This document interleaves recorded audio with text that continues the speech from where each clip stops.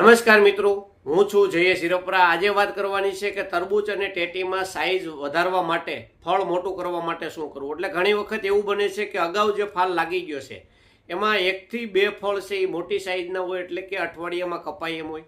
બીજા ફળ એવા છે કે જે 50%થી નીચે 25% 40% સાઇઝ છે, એને મોટી કરવા માટે શું કરવું।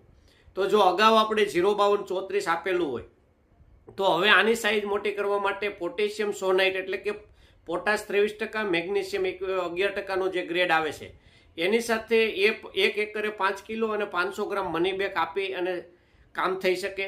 બીજું, છંટકાવમાં જો લેવું હોય તો પોટેશિયમ સોનાઇટ અથવા પીએમએસ એના 1 કિલોના 15 પંપ અને સાથે 50 ગ્રામ મની બેગ પ્રમાણે પણ આપી શકાય। અને બધાય સાઇઝ મોટી થઈ ગઈ હોય અને બધું કાપવાની વાર હોય તો 0050 અથવા પોટેશિયમ થાયોસલ્ફેટ પણ આપી અને સાઇઝ વધારવાનું કામ થઈ શકે। નમસ્કાર।